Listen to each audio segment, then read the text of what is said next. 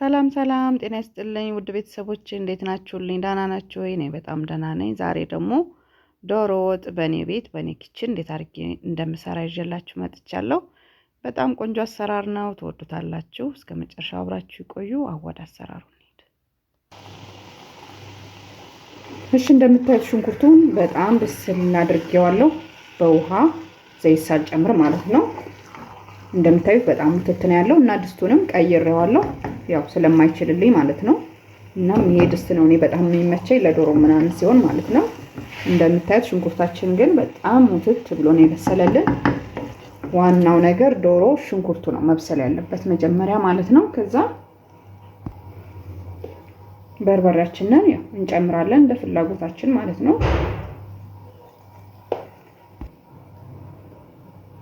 አንዳንዱ ያው ደመቅ ያለ ይወዳል፣ አንዳንዱ ደግሞ ትንሽ ለስለስ ያለ ይወዳል። ስለዚህ ያው እንደ ፍላጎታችን አድርገን በርበሬያችንን እንጨምራለን። እዛም ያው እየተቀላቀለ እያየነው መጨመር እንችላለን ማለት ነው። ከዛም በርበሬው ጋር አቁላለዋለሁ በደንብ አድርጌ በደረቁ እሽት አደርገዋለሁ።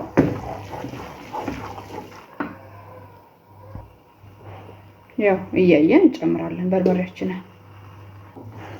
በደረቁ ቁልጥልጥ ሲል የሚያቃጥልም ከሆነ ዘይት ሳንጨምር ማለት ነው የሚያቃጥለው በርበሬ ይቀንሳል ማለት ነው። በዘይት ከሆነ ከተጠበሰ ግን ሊቃጠልብን ይችላል በርበሬው። ስለዚህ ዘይት ሳንጨምር በርበሬውን በደንብ አድርገን እናሻለን፣ በደንብ አድርገን እናቆላለዋለን ማለት ነው። እሺ፣ እንደምታዩት ሽንኩርቱን በርበሬ ከጨመርኩ በኋላ በደንብ አድርጌ አቁላልቼዋለሁ። ይሄው እንደምታዩት ያስታውቃል፣ ድልድ ማለት ጀምሯል። እና ዘይት ሳልጨምር ነው ያቁላላሁት፣ ውሃ ትንሽ ጠብጠብ እያደረኩ ማለት ነው። ዘይት ጨምረን ስናቁላላው ግን ያው የዶሮ ቁሌታችን እንትን ማለት ይጠቁርብናል ማለት ነው። አሁን የተወሰነ ዘይት ጨምራለሁ። ቅቤ ስለምጨምር ብዙ ዘይት አልጨምርም ማለት ነው። ከዛም በዘይቱም የተወሰነ አቁላላዋለሁ ማለት ነው። ተጠንቅቀን ያው እንደምታውቁት እንግዲህ በዘይት በርበሬው እንትን ካለ በደንብ ከተቁላላ ምንድነው የሚሆነው? ጥቁር እያለብን ይሄዳል ባይዝ እንኳን ማለት ነው። ከዛም አቁላለዋለሁ የተወሰነ ማለት ነው። እሺ፣ ይሄው እንደምታዩት እንግዲህ የዶሮ ቁሌታችን እየደረሰልን ነው። በደንብ አድርጌ ነው ያቁላላሁት። ይሄው እንደምታዩት ያስታውቃል፣ ድልድ ብሎልናል። እና በርበሬውም እንዳያቃጥል ውሃ ጠፍጠፍ እያደረኩ ሳቁላላ ቆይቻለሁ። ከዛ አሁን ነጭ ሽንኩርት ጨምራለሁ እና ኮረሪማ እንጨምራለን። የተፈጨ ጥቁር አዝሙድ ወይም ጥቁር ቅመም እንጨምራለን። እንዳይጠቁርብን የተወሰነ ነው የምንጨምረው። ከዛ ቅቤ ጨምራለሁ እና መከለሻ መጨመር ትችላላችሁ። እኔ ለዛሬ ብዙ ቅመም መጠቀም ስላልፈለኩ ነው።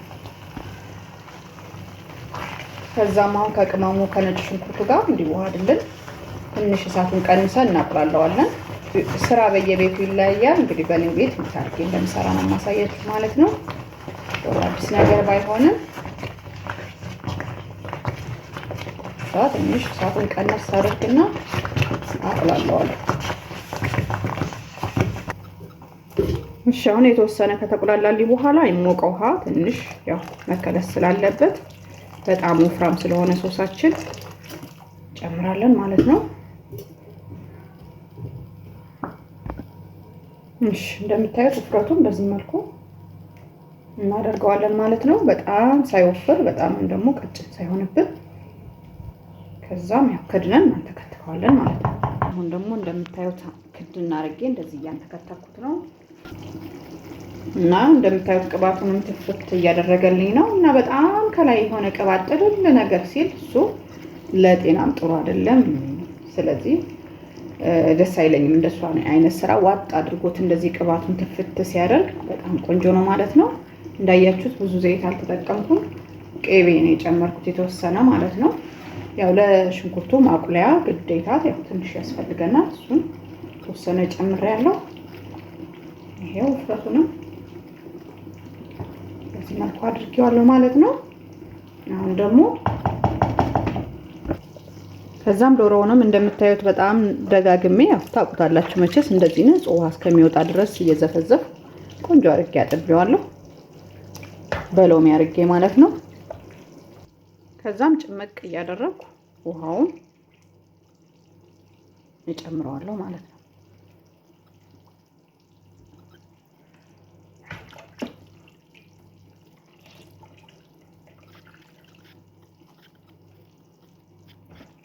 እናም ለሁለት ዶሮ 5 ኪሎ ሽንኩርት ነው የተጠቀምኩት። ከዛ በላይ ባይሆን ጥሩ ነው፣ የዶሮ ጣዕም አይኖረውም። ያው ትንሽ እንደምታዩት ድስቱ ሞላ ብሎብኛል፣ ግን ያው ቀስ አድርጌ ሰዓቱን ቀንሼ አንተከትከዋለሁ። እያጠረ ስለሚሄድ ሰዓቱን ቀነስ አድርጌ አንተከትከዋለሁ።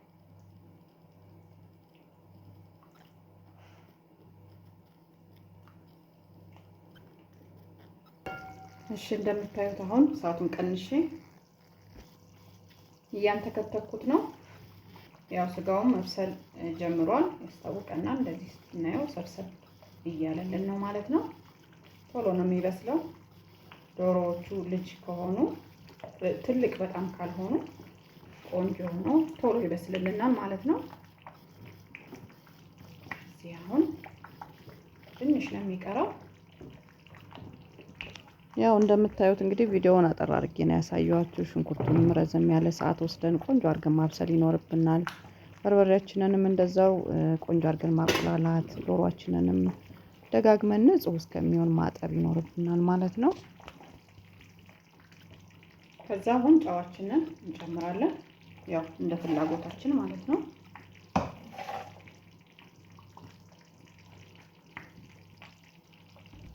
እና እንቁላል ቀቅዬ ልጬ አዘጋጅቻለሁ። ከዛም ያው እንጨምረዋለን ማለት ነው።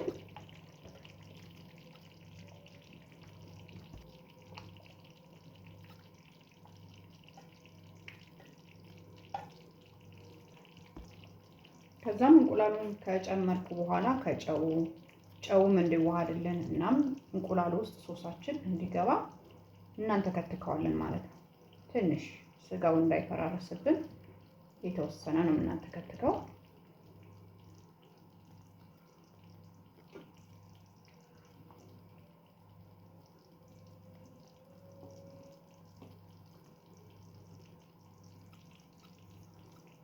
አረፋውንም ክትት ያደርግልናል። በዛው ብዙም የለውም እንደምታዩት።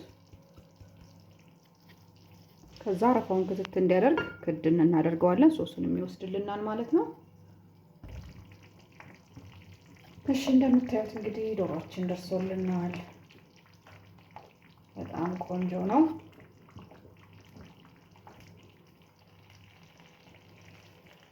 አሁን ትንሽ በጋለው ክድን አድርጌ ተወዋለሁ። ትንሽ በጋለው ብቻ ማለት ነው። እሳቱን አጥፍቼ በጋለው ተወዋለሁ። የተወሰነ ይንተከተክልኛል ማለት ነው። ይኸው ስጋውን እንደምታዩት በስሎልናል።